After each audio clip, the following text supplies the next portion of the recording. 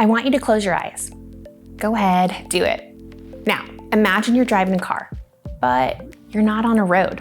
You're in the middle of an open field. No lanes, no signs, and no stoplights. And there's a lot of cars in that field. That's what it's like operating a boat on the water.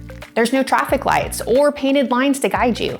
So how do we avoid colliding with other boats? Great question. I'm so glad you asked.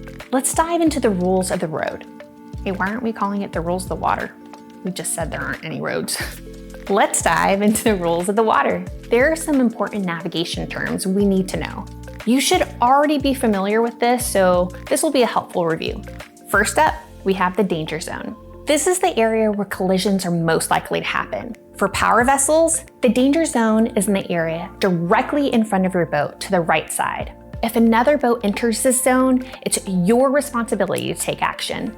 That means making early and clear adjustments, whether it's slowing down, changing course, or both, to avoid a crash. Being aware of what's in your danger zone at all times is one of the best ways to prevent accidents on the water. Knowing this determines if you're the stand-on or give-way vessel. What does that mean, stand on and give way? These are super important terms. They guide how you should navigate around other vessels. When you're boating, you will encounter other vessels. Depending on the situation, you may need to stand on by maintaining course and speed, or give way by changing course and speed. The stand-on vessel is the vessel that should stay on its path and keep its speed according to navigation rules. If there are no boats in your danger zone, you are the stand-on vessel. The give-way vessel is the vessel that, based on navigation rules, should move out of the way. If there are any boats in your danger zone, you are the give-way vessel. When you're the give-way vessel, you want to take early and obvious action so that the other boat operator can see that you're giving way. Okay, let's pause a second to cover scenario and a very important note. What happens if you're the stand-on vessel and the give-way vessel is not moving out of the way? Well, this happens, and it might happen to you. The sad reality is not all boat operators are familiar with navigation rules, and they may not be paying attention. As a boat operator, you must do anything in your power to avoid the collision, and sometimes that means departing from the navigation rules. So don't stand on your way into a collision. Do what you need to do to avoid the collision. That is the boat operator's responsibility. Okay, now that we have that out of the way, let's run through some common scenarios and their navigation rules. For these scenarios, we will assume two power-driven vessels are encountering each other. First up, we have crossing.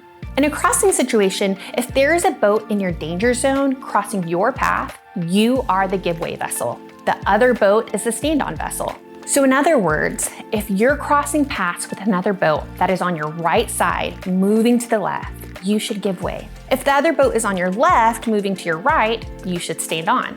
Next up, we have meeting head-on. When two power-driven vessels are heading directly toward each other, both are considered give-way vessels, and both should alter their course to starboard to avoid a collision. This is not the time to play a game of chicken. We also have overtaking situations. The boat doing the overtaking is always the give-way vessel. It is responsible for safely passing the other vessel by giving way to either the starboard or port. The boat being overtaken should maintain its course and speed as a stand-on vessel. Now, what about encountering situations when there are other types of vessels like sailboats or canoes or large fishing vessels?